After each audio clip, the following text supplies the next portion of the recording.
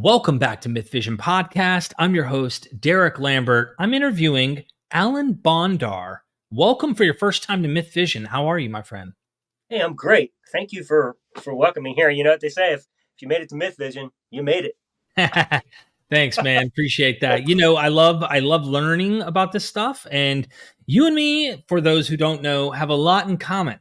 You wrote a book. For anyone who's interested, you can go in the description through the Amazon link and check it out. How to Kill God the Easy Way. Now, that's a very striking title. Why title it like that? And people might take offense just to the name of the title. What are your thoughts?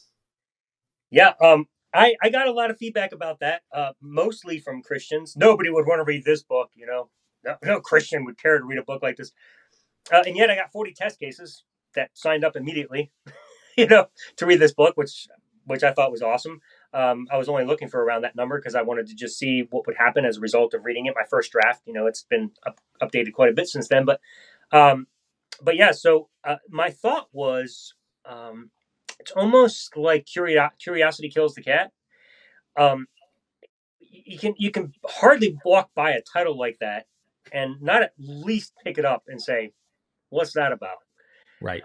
Even as I can say when I was a Christian, and I haven't been every type of Christian. I've been close to every type of Christian because I journeyed from my upbringing as a dispensationalist all the way to Preterism, to covenant creationism, and then out right to atheism. But it was a long process of a lot of views in between then, many views, which I talk about that whole process in my book. But I know that no matter where in that stage of the journey I was, because I was a person that was curious all the time and wanting to read anything that would help me grow, surely a book like that would have intrigued me. So that was one of the reasons I titled it that. The second reason I titled it that is because when it comes to killing an addiction, which I will say right up front, the idea behind the book is that it's rooted in the idea that you're addicted to Jesus, addicted to God.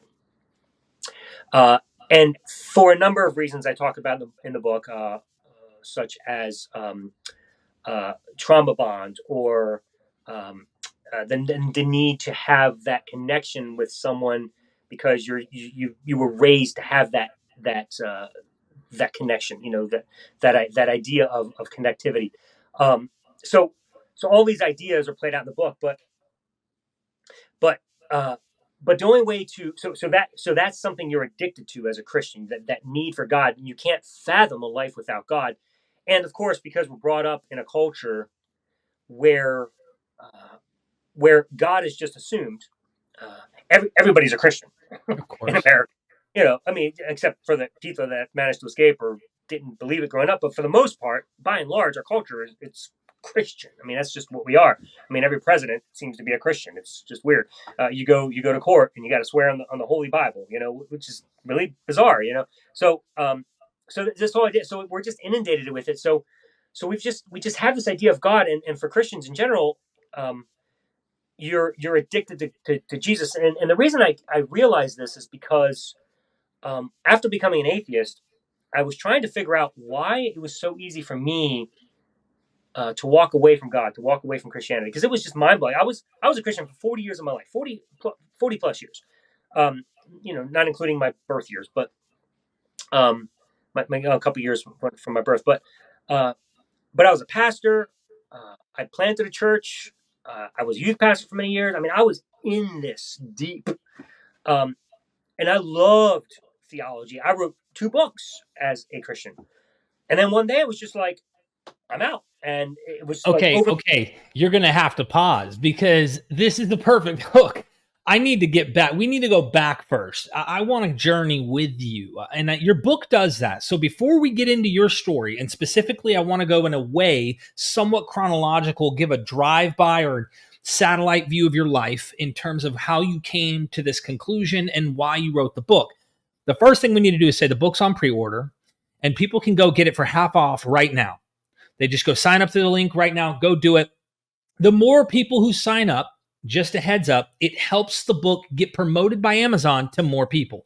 So if this is your thing, if this is your shtick, you want people to question or at least honestly venture into the unknown and try to find freedom and realizing maybe you don't need Buddha, Krishna, Islam, whatever it might be, the particular fiction, we'll call it, just for the sake of this discussion, that you have all you need in the community of people around you, the loved ones around you, the friends around you, and yourself.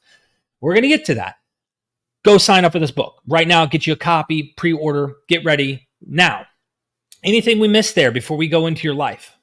Yeah. So we'll piggyback on that in a second and go to my life. But just to round that out as to the second reason I called it How to Kill God the Easy Way is because when I finally escaped, it took me some time to really understand. Like, it was so easy for, like, I don't know why, but at the time I didn't know why. But I literally just woke up, walked away, and said, "Well, I'm done with this." How do you do that after being invested for 40 plus years of your life, believing it 1,000%? Writing 2 books about it, passionate about planning a church. And I got people. Oh, you just plotted this. Okay, yeah, because that's what you do with 40 years of your life.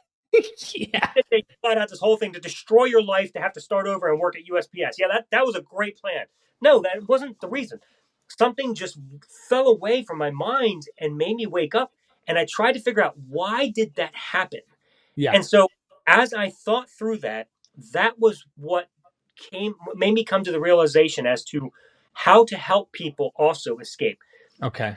And so that's how this book came to be developed. Right now, it's a proof copy, so you got that line in the center. But it's called How to Kill God the Easy Way. So I'm still proofing it and making sure the formatting's good. But the idea behind it is that what is the problem with our belief in God is we're just brainwashed to think or to assume God is real, and that's just a basic assumption that most people, particularly in America, we just live with, and we're inundated it from childhood. I remember even as growing up, on my wall, I had a picture: "God don't make no junk," right? So, right. So I was supposed to believe that. It was just inundated in me. There's a God, right in the statement: "God don't make no junk." So I knew it. I just believed it. So I wanted to figure out, how do you help people do what I did? How do you help people just wake up one day and say, "Wow, this makes more sense"? And that was the second reason I called How to Kill God the Easy Way, because when I realized, first of all, that I was seeing, after I touched on this a few minutes ago, but I didn't finish this comment. But one of the things that I was seeing come through on my newsfeed a lot in Facebook was a lot of Christians and propaganda, a lot of promotions and merchandise coming through saying, "I'm addicted to Jesus." Mm-hmm. A lot of songs, "I'm addicted to Jesus." Like, I was seeing this left and right. And it was like a smack in the head. And I realized, I was like, wow, the real problem is that we are brainwashed to think that we need Jesus. And therefore, we're addicted and can't go away. And I paralleled that to myself as a smoker when I used to smoke very heavily. And I recalled, when I was trying to escape smoking, that I couldn't do it until I removed all the brainwashing that made me think I liked smoking. As long as I liked smoking, I couldn't escape. I was not, every time I tried to stop, I just, the cravings would be there, and I'd shake, and I would just need it. All I could think about all day was a damn cigarette, Mm-hmm. And I wanted to get to, and I refused to quit smoking if I had to live my life that way, because I'm not going to live my life that way. I'd rather die of cancer than live my life that way. Because I like just to think about it, like every day, shaking is. I was like, if I can't be free without the cravings, I don't want to quit. So I finally got free of the cravings, and once the cravings went away, the addiction went away, and I no longer wanted cigarettes. The way the cravings went away was I removed all the brainwashing that our culture says is wonderful about cigarettes. You see it in movies. You see it from friends. My friends introduced me to smoking. "Oh, this is great. Try it." And you try it. You're like, "Oh my God, it's amazing." And then you want more of it and more of it. And then next thing you know, you think it's wonderful. And Bruce Willis, he's smoking with his cigarette, on TV. You're the coolest guy ever if you smoke, right? So that was my experience with smoking. And that's the epiphany that I had when I started thinking about how I escaped Christianity. I said, I wonder if all these people are addicted to Jesus and I was addicted to smoking and got out of smoking this way. I wonder, what if I could free people from their addiction to Jesus by removing the brainwashing in the same way that I removed the brainwashing in smoking? That is what this book is all about. It's unique, and it's not your typical "let's attack Christianity and all of its terrible views." Though obviously I'm going to remove a lot of those views in the book, and because that's necessary part of removing the brainwashing, but I don't initiate the book that way. The book is about, let's look at all the positive things about Christianity. Let's look at all the things that are beneficial, and let's take a look at them one at a time and see if they're actually benefiting your life. Because here's the thing.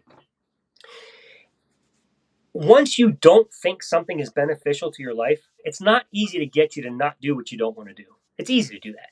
It's very easy to get you to do what you don't want to do. Sorry, it's very easy to get you to not do what you don't want to do. That's better, and that's essentially the idea behind this book. If I can get you to believe that Christianity is not beneficial to your life, I can obviously get you to not want to be a Christian anymore. It's an interesting psychological journey. And I was hoping to kind of go through your life a little, starting where your upbringing, to get to know you better for our audience. We're already 10 minutes, 11 minutes into this, and you've already given the conclusion practically that, you know what I mean? And I was hoping we could ease our way in, but we could still do that. I think it's important to tell people who you are. So some people might go, oh, well, he wasn't part of the right kind of Christianity. And of course, there's always going to be that theological thing, like you discussed earlier. You were never really one of us. You never truly believed because you fell away and you never really had it. I get this all the time. It's theological rubbish to me. And of course, it doesn't bother me. It's just part of the process. It makes me laugh, if anything, because I'm like, okay, what have you done? Like, those people who are making those statements are typically just, they've been in the same church for 30 years. They've done the same things. They've thought the same things about Christianity. They've never developed depth to their learning in the area of knowledge when it comes to the whole thing. And they're just sticking with the same circle jerk of theological mumbo jumbo and, jabbing at people like us. So who are you? Was your mom and dad very, very devout Christian? Were they just normal mom and pops and you became very religious at a young age? When did you become very religious? So tell us your life, like who your mother, your father were, your upbringing. And, I was raised going to church here and there, just to give an example, but it was a certain time and moment in my life when it was like, I had an experience, I committed, I accepted, and I decided. There's many times like that, but like I can remember the first times. And can take us into that a little bit? Yeah, sure. So I grew up in a Church of Christ home, although it was Slavic Church of Christ, which my dad believed baptism was necessary for salvation. My mom, not so much. And eventually we ended up in a Baptist church, which was more my mom's alley. I apologize for this coughing. I got something in my throat. Hang on. Okay.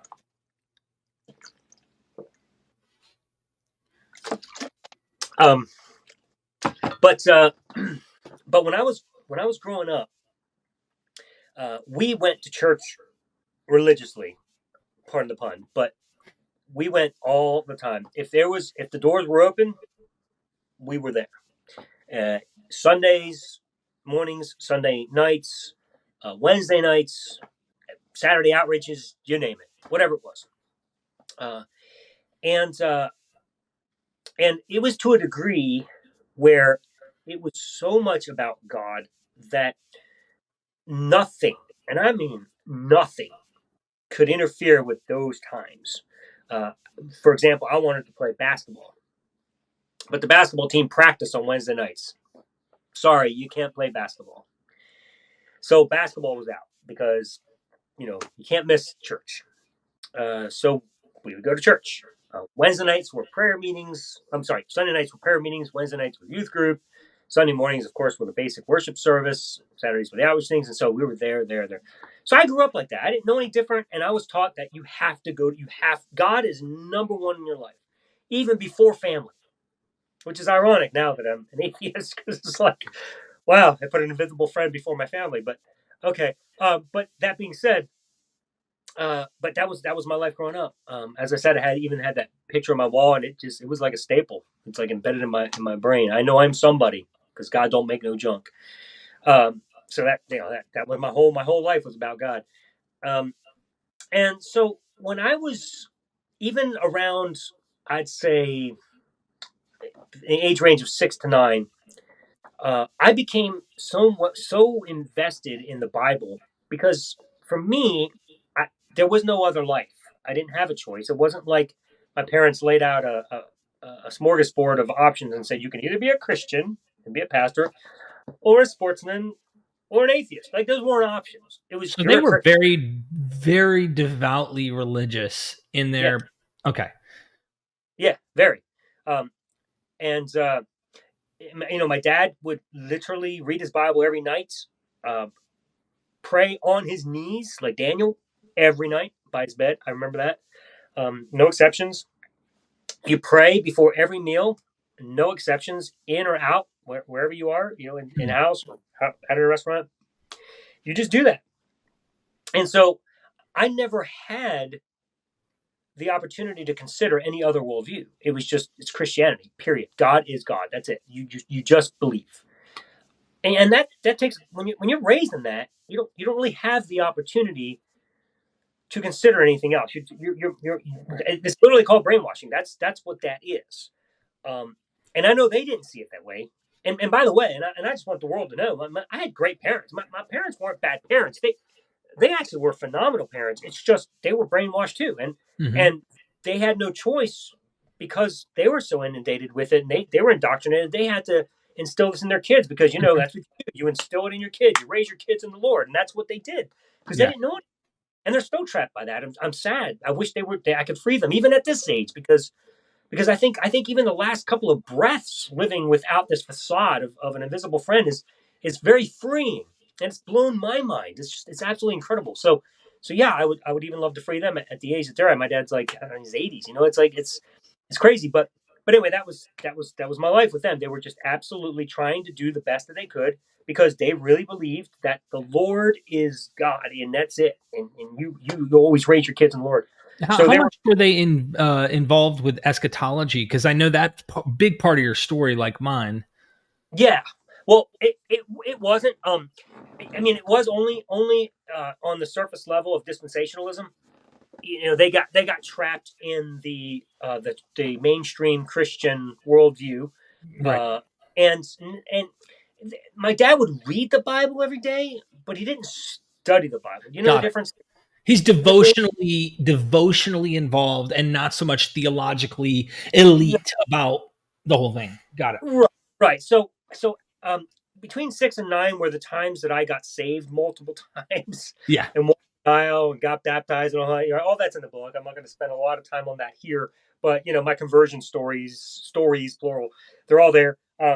Because I had to get converted multiple times because apparently the first 2 didn't take. It was 3 total. But that being said, at some point in that age bracket, I became very passionate about the Bible simply because it was like I was so brainwashed to believe that there's nothing else in life but God that but I was like, well, okay, if that's all I'm allowed to do in life, then I might as well pursue it.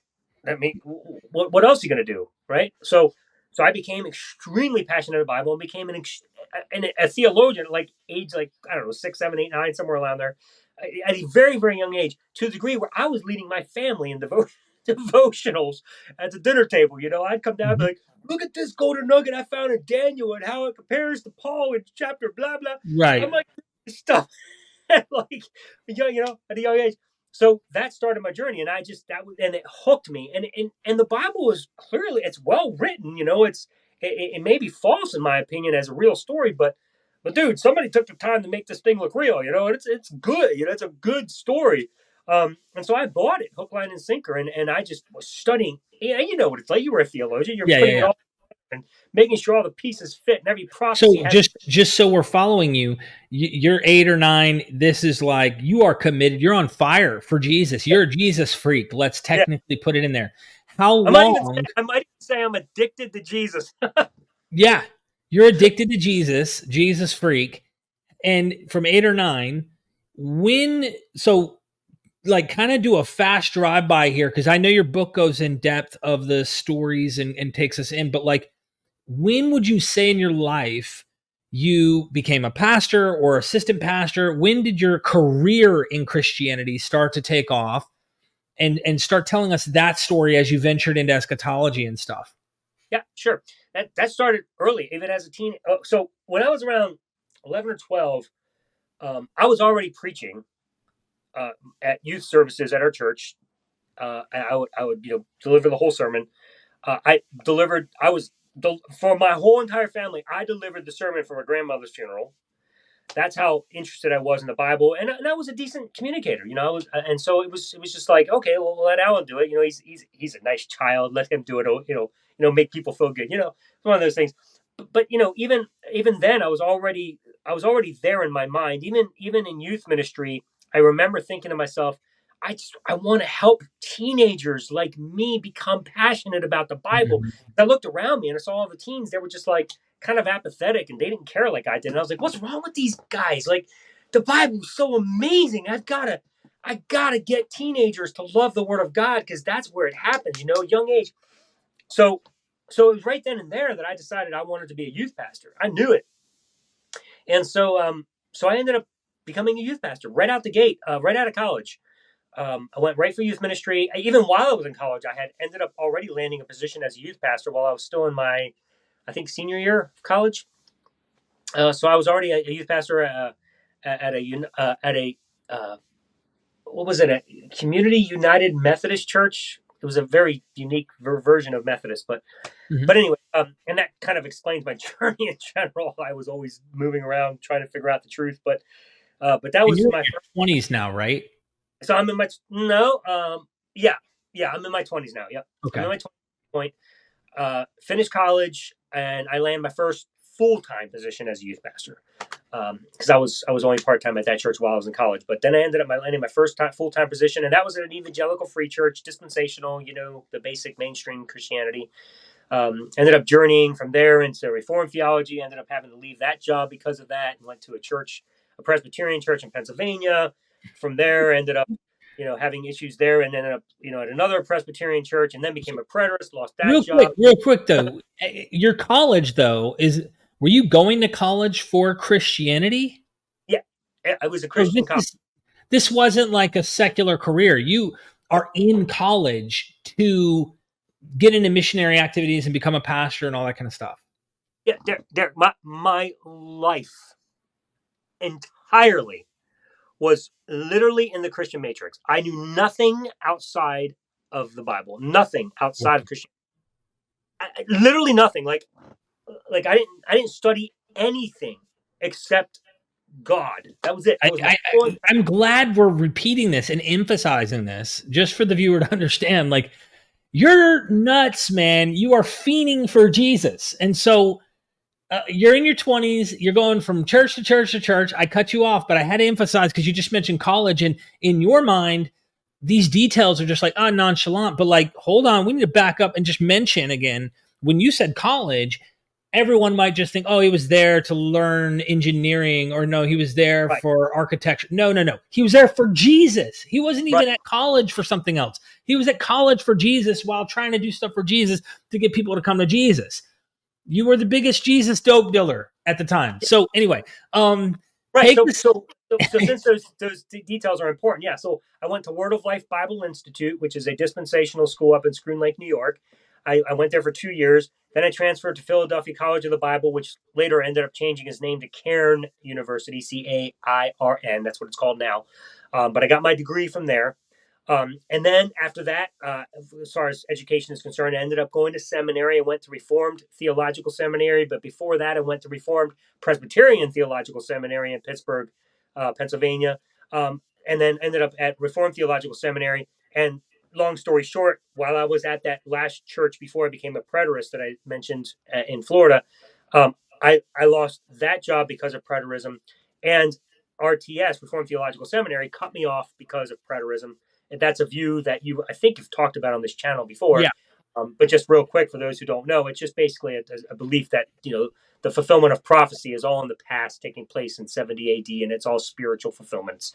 That's about as simple as I can make it. I'm not going to take a lot of time on that unless you feel it's necessary. But We can do another show diving into full preterism. yeah, and I don't really care one way or the other. But that was my view at the end before I became an atheist. But point being, I literally journeyed in my education from dispensationalism all the way to Reformed theology, all the way to partial preterism, which was allowed in the school. And then I became a full preterist, and they cut me off and would not let me finish my degree. After thousands of dollars invested into their seminary, they wouldn't let me finish my last 7 classes because I was a heretic. Okay, pause. This is very important. This is so common, and I just posted on Facebook today. I was like, oh, look, here's this Christian, right, who just interviewed a guy who converted to Christianity, but his ideas of Christianity aren't always in the Orthodox bubble. And then Christians under that are jabbing at that Christian who converted, and the main Christian who made the channel Capturing Christianity, Cameron Bertuzzi, is like, look, he became a Christian. And the Christians are like, nah, I heard what he said. He doesn't believe the physical, bodily, Orthodox resurrection of Jesus took place, and until then, he doesn't have the indwelling of the Holy Spirit. And it's absurd. And immediately made me go, yep. I can't, like, it makes me even get further and further from, it's like going to a 12-step meeting. And the psychology of a 12-step meeting, it's very interesting for those who don't know. You go where a bunch of sick people are, and you get to hear how sick they are. And their sickness makes you not want to be sick.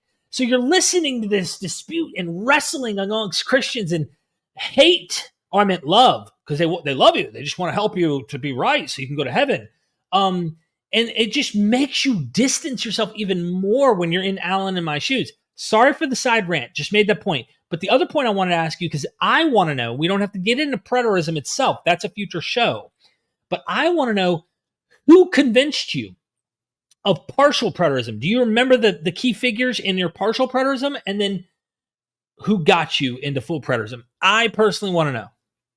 Sure. I would say I was highly influenced by J. Stuart Russell's book, The Parousia, and then ultimately R.C. Sproul's book, Last Days According to Jesus.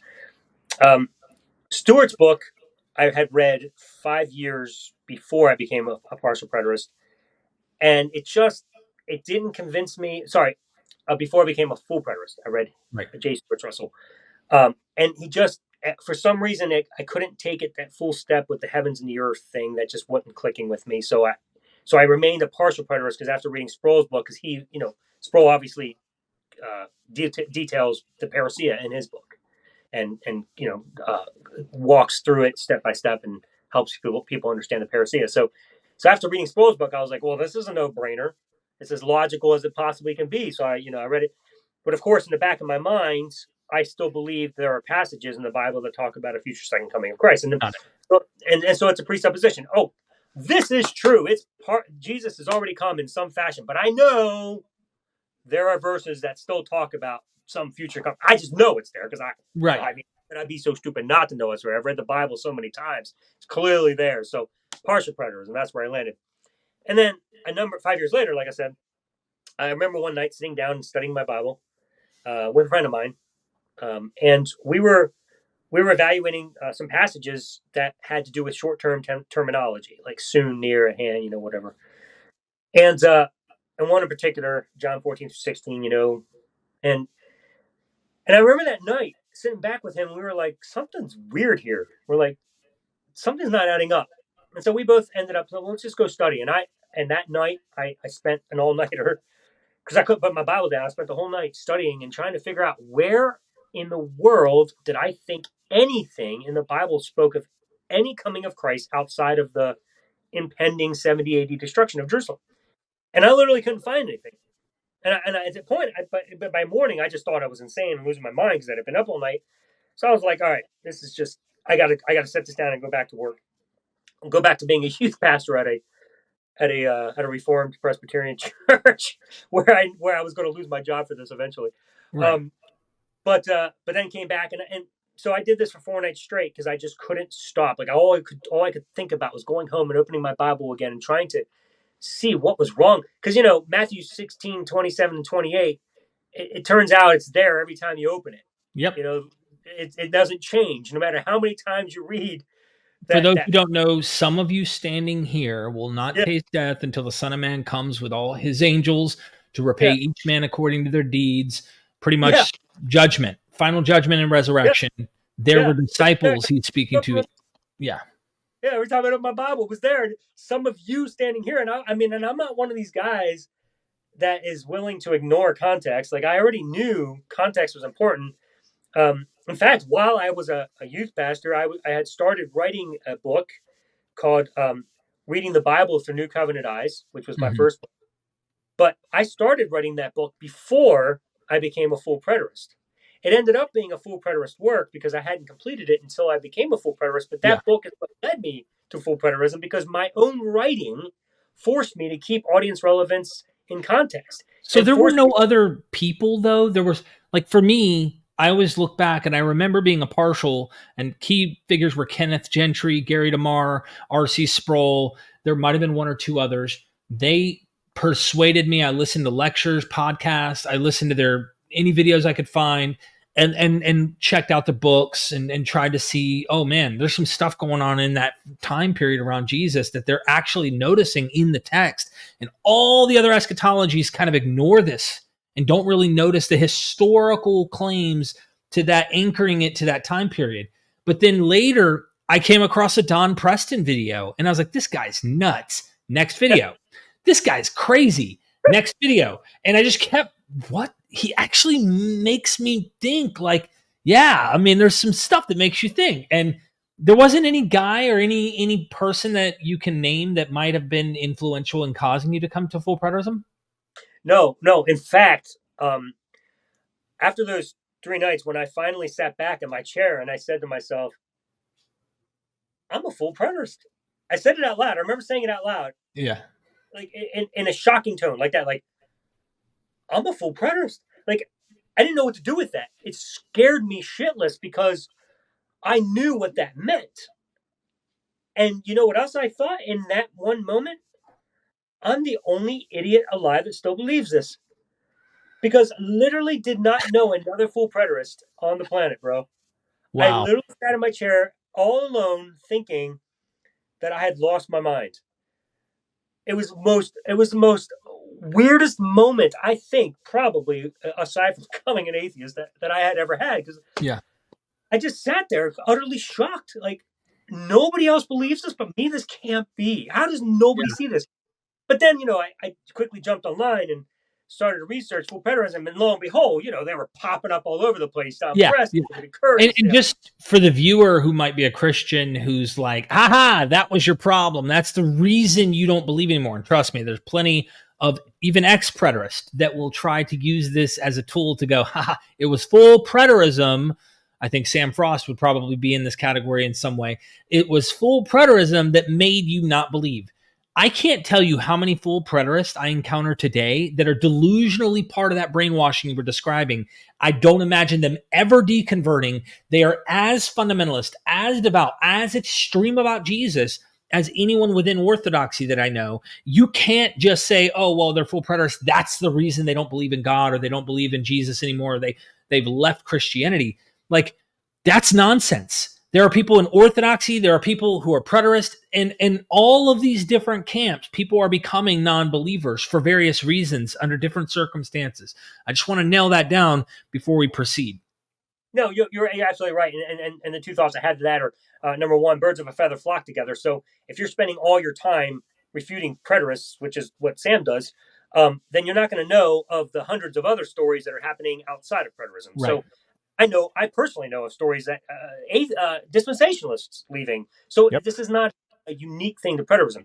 But the second thing I will say is one of the things preterism does, however, is it removes another layer of brainwashing that we were raised with as dispensationalists and the mainstream Christianity. So once you kind of go through all of that pain to remove all of that garbage, to see the Bible for what it says and to become a full preterist, it's almost like there's nothing left.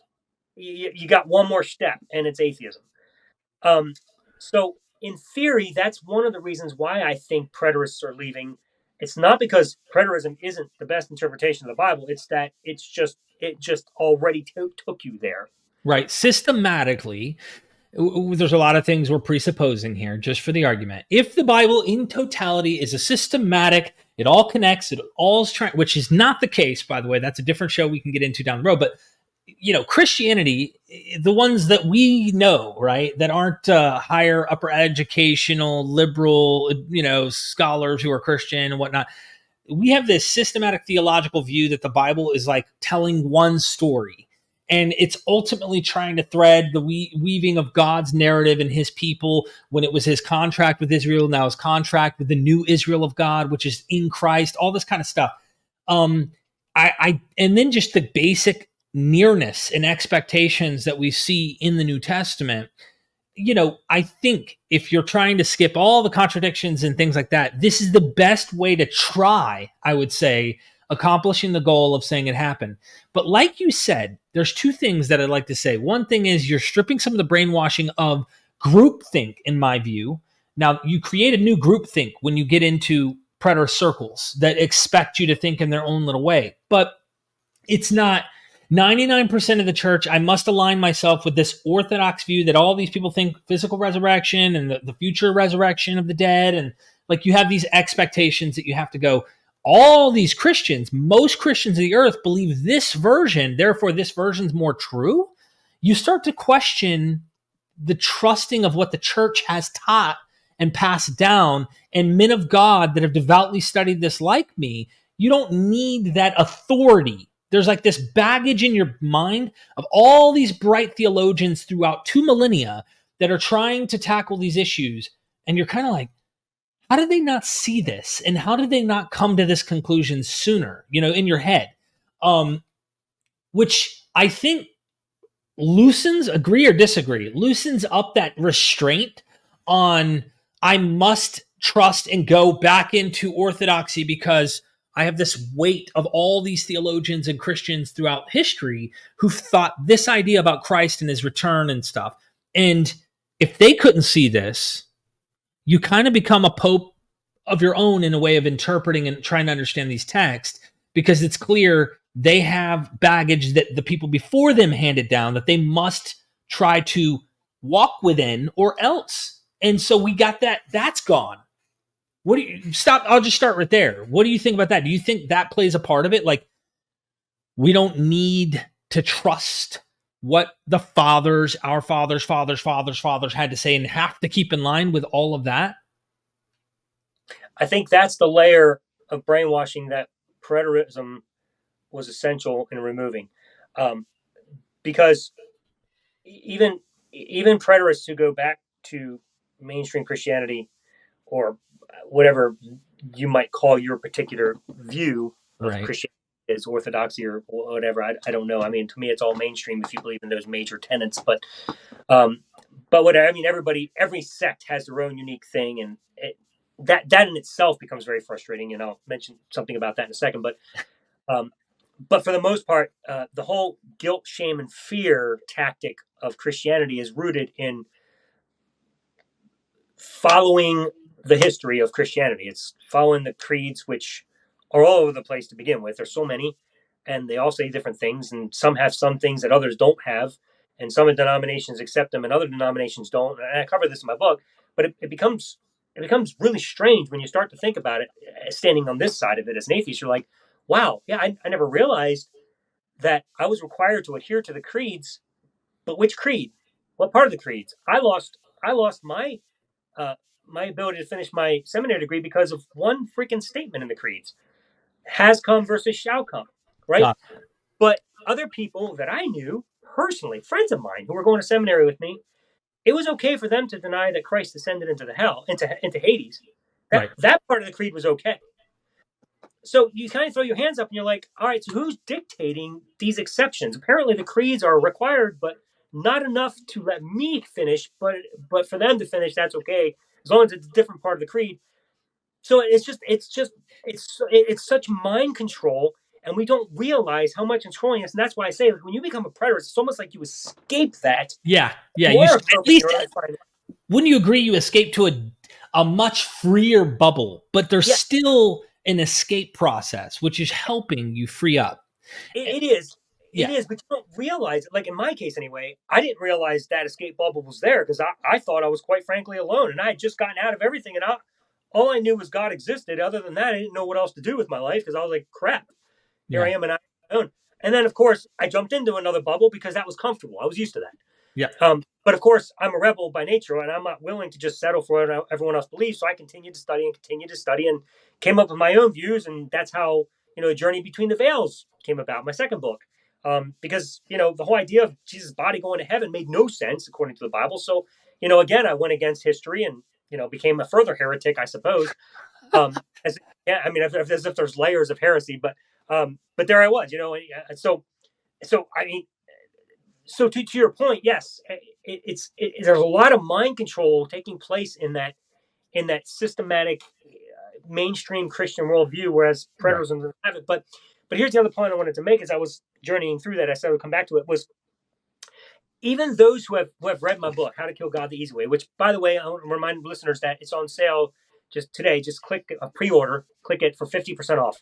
If you click it right now and order it, it'll go to full price later, but 50% off today. We're going to be doing a show as well that you're going to be on October 30th. It's a one-day only pre-release show that's going to sell the book for 99 cents. So if you're around for that day to come and click on it, I encourage you to do that as well. But if you're not interested in that, just do it today, 50% off, click it and get it. But back to my point, those who have read this book, right? Because like I said, I had 40 test cases. I had, and by the way, my test cases were random. These weren't just friends of mine, although I picked a few friends because I wanted to see how it would impact them. But I threw this out there just as a net. Anybody just interested. I had people from Facebook, from other groups, from friends that I would talk to just randomly on the street, be like, hey, you interested in a book like this? And so it was really random, and that's what I needed. And it was fascinating because from all of the Christians that would consider themselves struggling or questioning, kind of where I was in my whole journey and you were in your whole journey, this book instantly ended it for them. 100% of those Christians who admitted at the beginning that they were questioning, 100% of them admitted at the end that they became atheists based on the results. On the other I want to hand, address that too, but I don't want to make you lose your track because a philosopher, we talked about this briefly on the phone. I said, we got to talk about this on the show. Someone might go, and you'll hear the high and mighty philosopher go, you would leave Christianity and then just become atheist. How dare you? Do you not know the plethora of pantheon and ideas of gods and ideas of coming up with a theistic alternative other than this one? Like, that clearly shows how closed-minded you are and how you're not learned in philosophy, that you went from this to atheism as if there's no God just because this one. Yeah, as you said on the phone, like we were talking about this, you are taught there is only one God and it's my God and it's this God. And if this God no longer exists, you have been taught for so damn long if there is no other God, what alternative do you want me to go check out? Exactly. I mean, like, what? And then I feel like you don't even have to go in and technically become part of those cults at that point.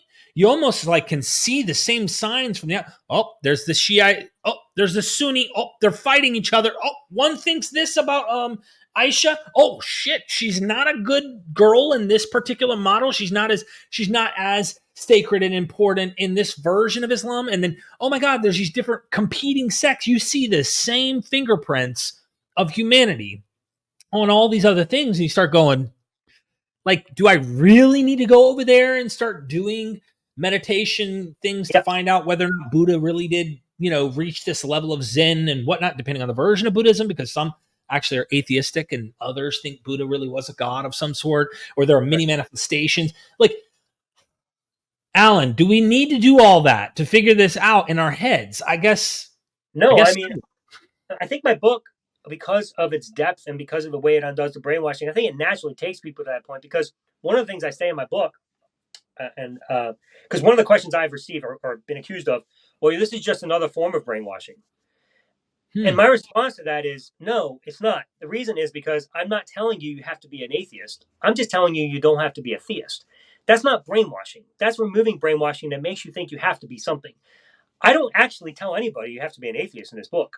I don't care where you end up. Frankly, I just want people to stop believing in the God of the Bible, because he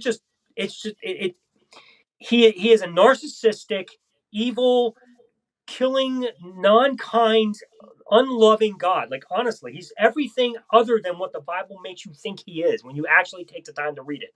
Like what preachers teach you the Bible's about, it's nothing about that. Like Mm. he he believes in slavery. He invokes slavery and teaches how to do it.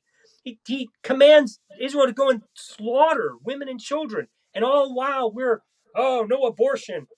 God's killing babies left and right. Like, it's completely contradictory. There's nothing about God that is good. So I want to free people from that God, especially because he's not what you think he is. Right. And also the fact that you're trapped by an invisible friend like Santa Claus. And so that's not healthy. I would also like to free you for that reason. But aside from that, yeah, there is nothing about Yahweh that is worth embracing. Now, it goes without saying that if you are a Yahwehist, a Christian that believes there's only this God, then sure, it's logical to just jump to the atheism. It makes sense to me. But there are people who may not have been as entrenched in it as you and I were, that didn't really have that view that God's the only God. They're just kind of loose Christians, and I hear a Yeah. lot of it. I don't really read my Bible. I don't really go to church, but I'm a Christian and I believe in God. Okay, this book will help you too. But for those Christians, I've seen they may have to journey a little bit through, spiritualism or whatever. I don't Yeah. think it's going to work in the end, and I think eventually you'll end up going the whole gambit. But my book kind of helps you do that. It helps free you from all of those steps along the way. Not because, again, I'm trying to brainwash you into atheism. I'm just saying by removing all of that garbage in your head, it's just a logical step, and it's where you're going to end up. I didn't become an atheist right away. It took me years. I mean, 4 or 5 years. I think I processed through spiritualism and not knowing really. It just kind of, I mean, I still ultimately don't know. I don't have any absolutes here of knowing that there isn't something behind. Is there something in the metaphysical that I cannot calculate, that I cannot know and act like I know that there's not that thing? I don't know, but I definitely agree with you. Humans wrote this material. They wrote it through their experiences, through their cultures, through their times, with the morality of the time. And I think, like you said, just to tackle on the morality issue of God, is that humans today, for the most part, in certain cultures, I would say, based upon what we would say is good and evil, are more moral, of course, than their own biblical example set before them, because their biblical example is rooted and anchored in a time in which things and morality itself, I would say, as humans are isn't as up to date. If you and me went into the 1600s and needed surgery, and then we needed to do things the way we did them in the 1600s today, good luck with your brain tumor. Good luck with there's just so many better ways to do things now. We've learned a lot. And if you have this idea that this book has all the answers and it's figured it out, and of course there's certain Christians who would say, no, I think it has all the instructions on morality or all the instructions on spirituality, and not, there's updates we can always improve upon. Okay, now we're getting into the weeds of different things. I wanted to take us back on this train, back on the tracks over here again, where you're a full preterist now. You find a community somehow. I imagine on Facebook you mentioned that, but also possibly other areas. And you become a pastor of a full preterist church. You're not quite a non-believer yet. Give us a brief, temporary something about that experience in your life. Did you go get a church, and how big did the church get? Was it an online church? Was it in person? How'd that turn out? Yeah. Right before I do that, let me finish the thought that I ended up getting off track with you. The point I was trying to make earlier when I was, promoting my book again, it was because a comment you made that every Christian has their different view, and everybody's all over the place, and some people are locked into dispensationalism, some into Reformed theology, some into Orthodox Christianity, some into Preterism. There's all kinds of sects, right? Quite frank, 45,000 different denominations, right? I mean, for one, how do you even critique that in a book? You kind of can't. I mean, it's impossible because there's so many different beliefs. So one of the things that I have seen in response to the readers who read my book. So first of all, I said earlier that 100% of those who were already questioning ventured into atheism, which took us off that track. 100% of those who were considered confirmed Christians when they started reading remained confirmed Christians after the fact. And their reason, every single one of them, was twofold. One, I had an experience with God. Okay, well, if you believe you had an experience with God, seems no matter what I tell you, you're not going to believe anything else. You're not going to deny your experience. Right. Right. Even though in the book I deal with it, almost half the book deals with the facade of experiences and why you can't depend on them for your experience with God.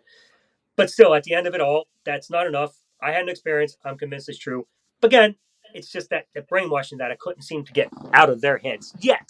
But I am convinced that once you read this book, it's still going to stick with you, and you're going to have some stuff to contend with for a long time coming as you continue to live. But anyway, my point in bringing that up is that the second reason they give me not only is experience, but they say, and this is really interesting, Derek, super interesting.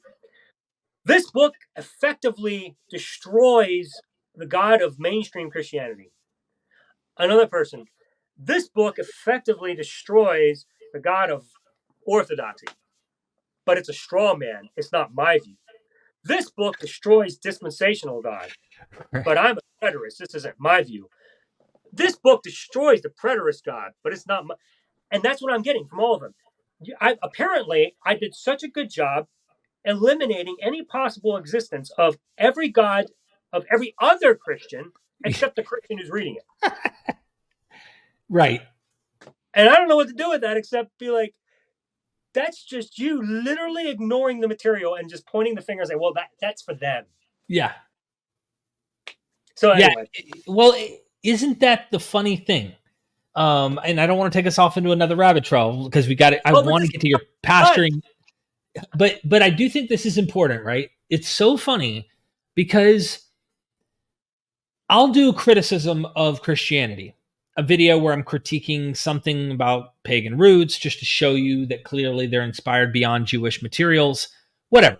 Muslims will come over and go, we've been saying this. Yes, Christians have been. And then I do a critique of Islam. Oh, you Orientalist. They have this like common term to like, if they want to discredit you, it's like today. If you really want to discredit someone, just come up with a slander and like their entire profile, their entire reputation is ruined. That's all you need to do and just repeat it. And that's it. Well, I'm an Orientalist and then you can't read Arabic. Therefore, like as if you can't then know the Quran is using earlier tradition from, Christian sources and Jewish sources.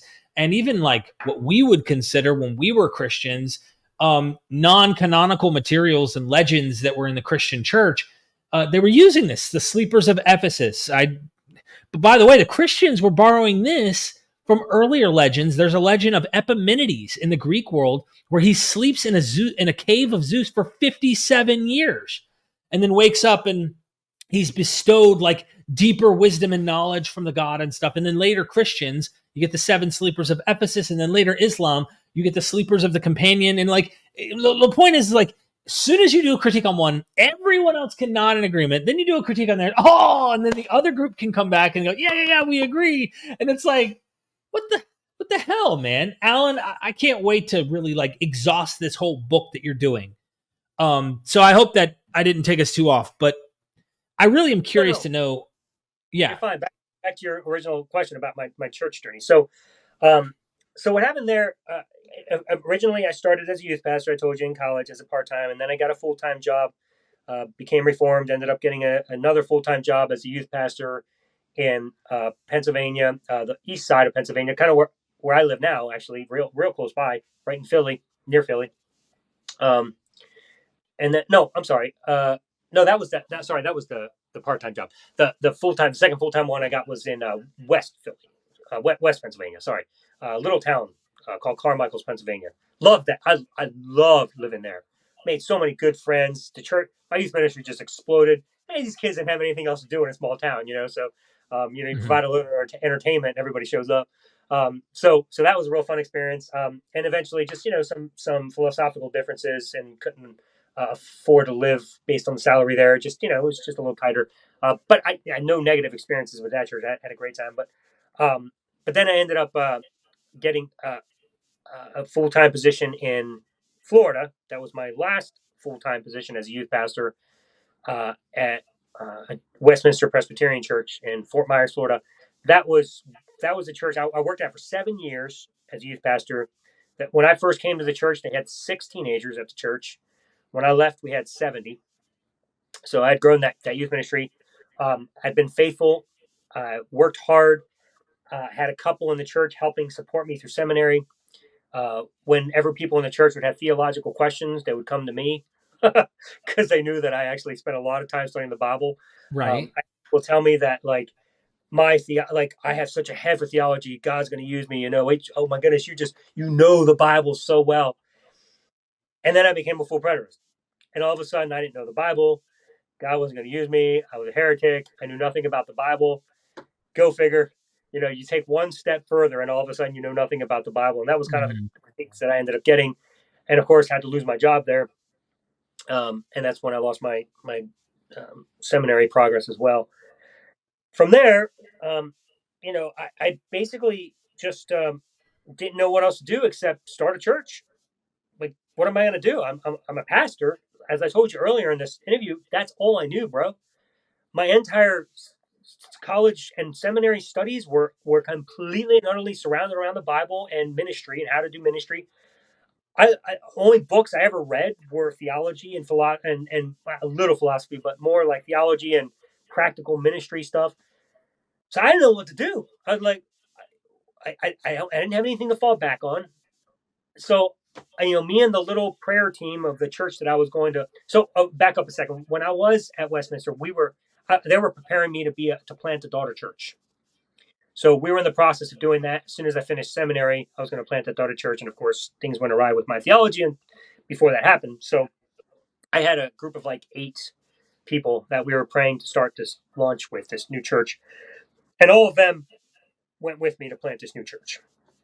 As they were with me anyway, a couple of them weren't really didn't really embrace full preterism at the point, but they at least did not like the way the church handled it, because they literally kicked me out. They didn't let me say goodbye to the teens, made me clean out my office and clear out that day. Like, it was bad. It was almost like I had stolen $1 million from the church. Like, that's the way they escorted me out. It was really sick. I was like, bro, I've been here for 7 years faithfully. And by the way, never once did I teach preterism to any of the teenagers, anybody in the church actually, except the friends of mine that were in that prayer group. And that's just because they were friends of mine. There was nothing about anything else. But I literally kept it quiet. I didn't try to proclaim it or try to convert anybody, because I knew that would be wrong. And so, I had a chance to meet with the elders, and which ended up happening. And they refused to hear it. The whole conversation was, well, we have the creeds. We don't need this. I was like, but can we have a discussion in the Bible only? I would like to defend my position. No, we don't need that. We already know the creeds. Okay, so that was where my defense was. I had no chance. I mean, there's how you defend. That's what happened to me, by the way. What's that? That's what happened to me, by the way. Yeah. Okay. I was in front of 5 elders at a PCA, very conservative Reformed church. They pretty much told me, shut your mouth and listen to what we 5 have to say. I knew that wasn't my home. And I decided, nah, this is not you. I can't even speak. I felt like Martin Luther at least had the opportunity to be able to speak. I didn't get that chance. And I was like, yeah, I am not even going to stick around anymore. So I feel your pain. Yeah, I mean, that's not a trial when their conclusion is made before you speak. When they already tell you that the evidence you wish to propose is not going to be accepted in this court, that's not a trial. So I had no chance. There was nothing I could do. So I was ousted. Part of it was because the pastor I was working with at the time was a complete narcissist and lied to the elders, and the elders didn't know, and so he kicked me out, made it sound like the elders kicked me out, and so it was a whole mess, and he got fired like 2 weeks after I did. But anyway, for his issues, not related to preterism, obviously. Mine was related to theology. But anyway, so that was that. It was very sad. So 8 of us, 6 or 8, something like that. I think it was 8. We left and we sat on my porch one day, and I said, all right, guys, I don't know what else to do, so I'm going to start a church. Who's with me? And we voted that day to start a church together, just 8 of us, and we went for it. And when we started, we were called we started out as Messiah Reformed Church, because Kelly Nelson Burks, who lived in Omaha, he was the first preterist that I was able to engage with that genuinely spent a lot of time caring for me and talking to me, and even giving me some money to help survive the fact that they literally cut my paycheck off and gave me no chance to survive with a family. I was like, are you guys serious right now? Like, no severance, nothing? Just... I was like, Jesus, it's just a change in theology, people. I was like, I didn't do anything wrong here. Like, good Lord. Yeah. but that was our story. So my wife at the time and I, that's what we did. We ventured off with no money and planted a church. And luckily, I had connections, and ended up working as a manager for Chick-fil-A, which got us by. And then after that, no, before that, actually, I had connections with. I worked at the hospital. One of my friends got me a job at the hospital, working night shift as a safety attendant, and then I ended up at Chick-fil-A later. How long would you say you had that church before you exited the door for real? And then take us into some of the doubts. Maybe did you have any arguments that were in your mind that caused you to start questioning? No, sure. And just to retract, I think it was the other way around, Chick-fil-A and then the hospital. It's been a long time. But either way, just in case any of these people are watching, I don't want them to think like I'm trying to make stuff up. I just can't remember. Right. I think the hospital was second. Anyway, so here we are. So we Messiah Reformed Church was first, and then later on, I changed it to New Covenant Eyes Church because I had written that book, New Covenant Eyes, how to reading the Bible through New Covenant Eyes. See, I can't even remember the title of my book, Reading the Bible through New Covenant Eyes, and we changed it to that because I thought, hey, that sounds cool and it's creative. Turns out creative and cool isn't very, very attractive when it has words like covenant and New Covenant Eye that gave people the creepy feeling like we're watching them. So we tried that for a couple of years, and that didn't work out. So then we ended up changing it to Lift Church, and that was based on our core values: love, integrity, freedom, and truth. One of our elders was like, hey, that spells an acrostic, Lift. I was like, hey, that sounds great. So we ended up Lift Church. That's what we named it. So anyway, Lift Church existed for about 10 years. During that process, I continued to study. Ended up becoming a covenant creationist. That's where the end of the Bible meets the beginning of the Bible. And instead of the beginning about the material creation, it's about the covenant creation, which the old covenant starts and gets destroyed in Revelation, and the new covenant begins. That's what that whole mess is about. So I ended up there, which, again, to me, made far more sense in the Bible than starting out with the material creation if the end is not about material. So that's where I ended up. And then I kept studying. And during the years there, we struggled to grow from time to time, but near the end, we were really starting to make traction. We were really, really growing. And I remember many times throughout my entire church planting career, because I didn't want our church to be like any other church I had been to. I was tired of this whole mind control. I was tired of this whole you have to believe what I believe. I remember telling everybody, you are free to believe whatever you want to here. We're not going to judge you. We don't care. It's your freedom to choose what you want to believe. I'm going to teach what I believe. I'm going to teach what we agreed to as elders to teach, but we're not going to hold that against you. You're welcome to come. You're not going to get kicked out. To a degree where when I would teach, I would actually even make the clause. I swear to God, I would make this clause. Even if I came to realize that God doesn't exist, I would absolutely rather believe that than believe a lie. The truth was a value of mine, and I would much rather be an atheist than believe a lie. I swear to God, I would tell this to my people all the time. Study, even if it leads you to believe God doesn't exist, because it's just to clarify, you were a believer at the time. So like you were using it as a tool to like kind of point out, I do believe this stuff's true. Like I do believe God's true, but like I'm going to go for whatever the truth is. That's your point, right? Like, okay. Well, and the reason I made that point, and I would always qualify it at the end and say, I don't believe that will ever happen because I'm 100,000% convinced God exists. But I said, even if it happened, truth is more valuable to me than a lie. Right. And the reason I would say that is because I wanted to verify to people how much I believed God exists, because I had no fear in the world that you could possibly study yourself out of the existence of God. Right. There was nothing at that time that could convince me that I would journey anywhere outside of Christianity.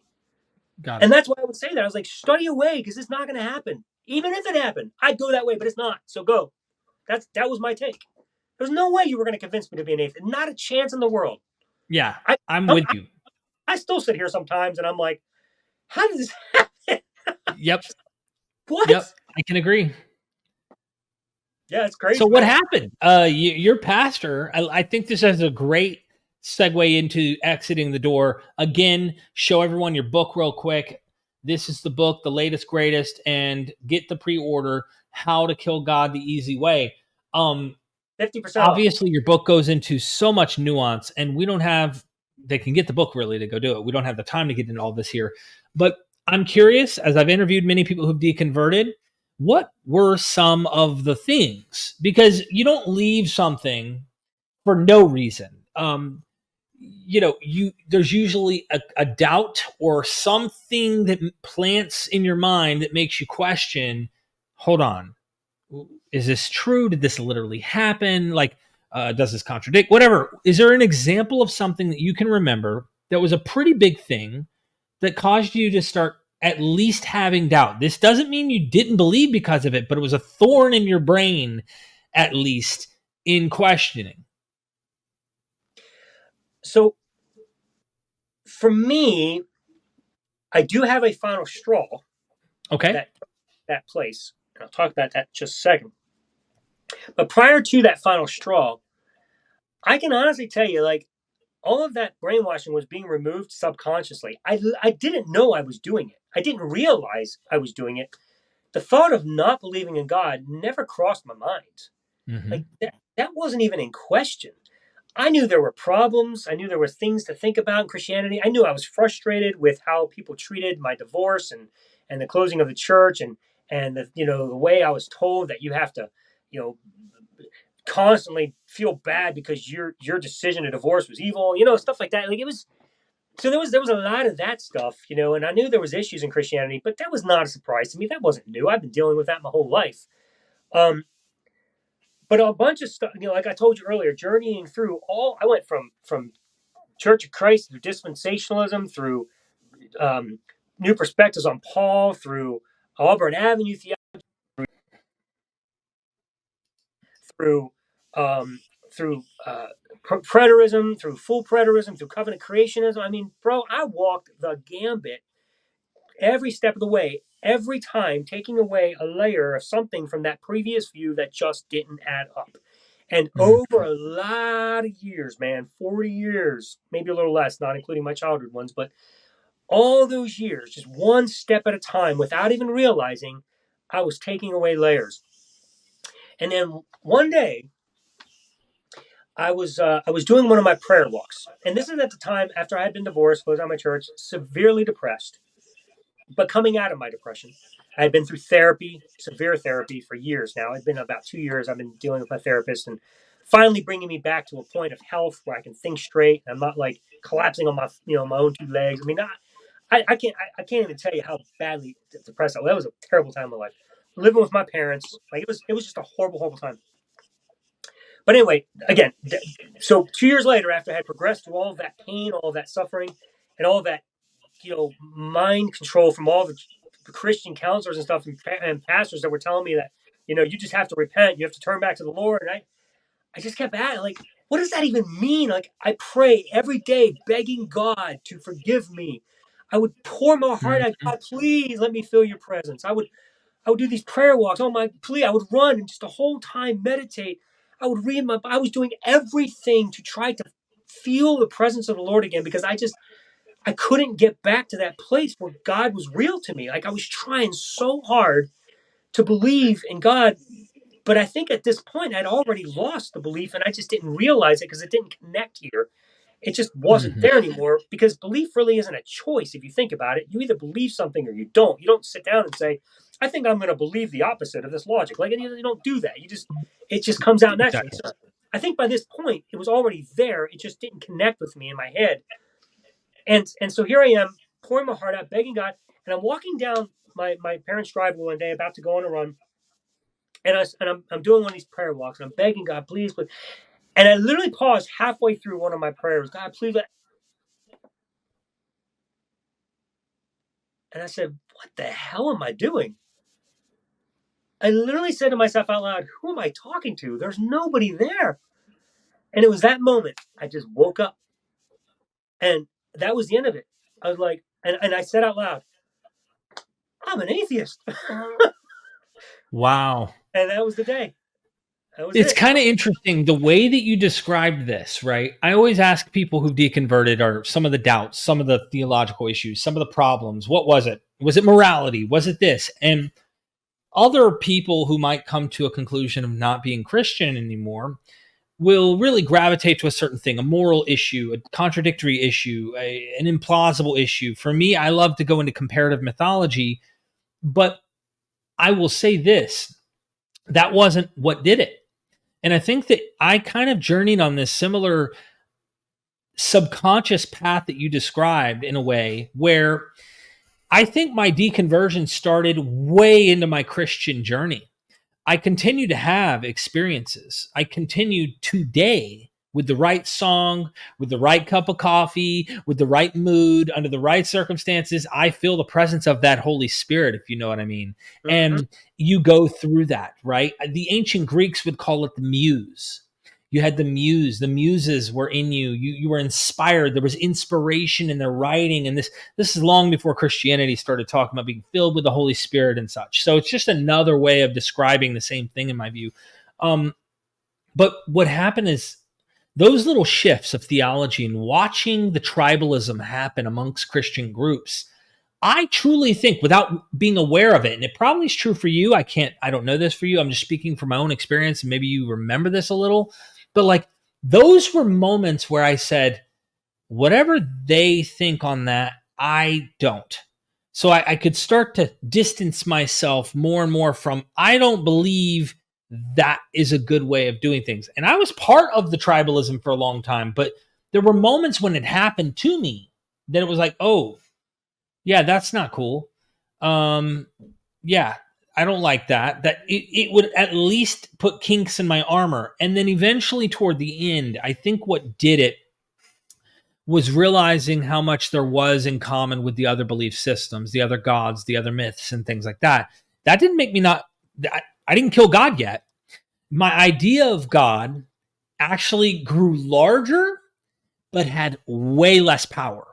So now it seemed like it would have more power. But what I mean is, in my life, in my mind, the control that it had lost its power. So God got bigger, way bigger. He wasn't just this Jewish, Abrahamic, only through this particular avenue God. He was all religions, all faiths, manifested in different ways, bigger God. This God was God of everyone, everything. Pantheism, think of it that way, as a manifestation of all energy or something to this effect, right? Like everything is God, and God, this kind of philosophical expansion of God. But it's almost like that famous parable in Humans that we've always had this common saying, like, if you love one woman, you've loved them all. But if you love all women, you don't love one. And it's like this paradox, right? Like, you start to go, God is so big, but I'm not like obsessed in this little monotheistic cult that tells you have to do this and you have to, like, God is almost interpretable in any way you want at this point. And the 12-step groups that I'd go to get recovery and stuff, make a God of your own understanding, if you will. That helped. That helped, So now God is this thing that could be interpreted by different people to mean different things, but it was real, but it didn't have the claws in me. And I think over time, just one day, it was just like, I don't think there is this thing. I started learning more about science and things like that. And I started going, like, natural world seems to be the best interpretation of the data to me. And like, I don't see demons. I don't see these stories actually happening in real life that we see described in these books. That's when I think problems with the Bible, problems with the religion, really became an issue. But I think there was more of a psychological thing like you, where over time I was gradually letting go. Like, you're literally having to deal with the death of someone. And your book, How to Kill God. Well, it's not just how to kill God, but like, how do you mourn that? How do you get out of that and no longer feel trapped in mourning and suffering of the worry of this God? You describe this, I'm sure, in great depth in your book. Yeah, I do. And actually, I devote several chapters at the end of preparing people for what to expect when you walk away from this. Because I didn't know.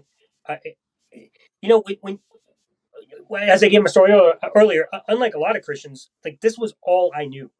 Like, I had nothing to fall back on. Leaving Christianity, like, what do? I was a pastor. That's all I knew. That was my life. Like, here I am working for USPS, but the whole time I'm thinking this is just a side job until I can get my pastorate back because I knew nothing else in life. So here I am about to walk out of my prison cell, realizing that, I've got nothing left here in this prison because I thought it was great because, they made it look wonderful, but turns out it was just a bunch of bars. And by bars, I don't mean the good ones where you get good beer. I mean like the bars that kill you in prison. But here, so here I'm walking out, and I'm like, I don't know what to do now. I literally didn't know what to do with my life. A lot of Christians go, oh, you left Christianity because you wanted to live in debauchery and sex and alcohol and drug. No, I didn't leave to go to something. I simply left something that made no sense anymore. I had no idea what the next step was. I wasn't leaving Christianity and leaving God because I wanted to somehow live a life of debauchery. That wasn't even on my mind. Yeah. I mean, afterwards, now I'm realizing, like how many things Christianity robbed from me, growing up and stuff, and it's very sad, because I've lost some wonderful years that I could have enjoyed this life. But, that wasn't my reasoning because at the time I didn't even know all that was available. All I knew was this didn't make sense anymore. So I got to figure this out. I got to figure out what I'm going to do next. And that's what I did. So I know, especially for pastors, that this is not going to be an easy journey going forward. It's going to be easy to get out if you actually listen to material and digest it. It's going to free you, and you're going to walk out because there's nothing else left for you. But I know how much it hurts to lose that and to move on. So I devote a few chapters in the back to prepare people for all the emotions and loss of friends and loss of church and how to move forward and what to do and what steps to take. It's very, very practical as well. So I don't just leave people hanging.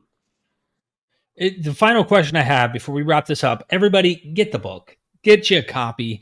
I'd love to have Alan back and we can go diving deeper into theologies and interesting stuff that we've discovered along the path. And I imagine there's much, much more we can cover that we didn't even discuss that you get into in the book. I love our talk the other day on the phone, which made me go, there's much more here. My last question is, obviously the no-brainer answer, but I want to hear it from your own lips. Are you happier? Is your life more fulfilled in a sense? Or what would you say life is like now versus what life was like in the Christian bubble? So to answer your first question, yes, way happier now. Mostly because one of my values in life, I told you earlier, the 4 values: love, integrity, freedom, truth. Those are my values, mostly because of freedom.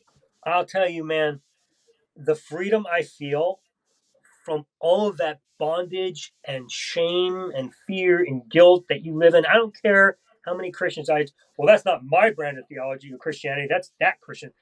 Everybody lives it. I don't care. Even as a preterist, a reformed Calvinist preterist who believed that all my sins are covered, I can live wherever you want. There was a reason why every time I lusted, I would feel guilty the rest of the day and ashamed and tried my best to fight it off.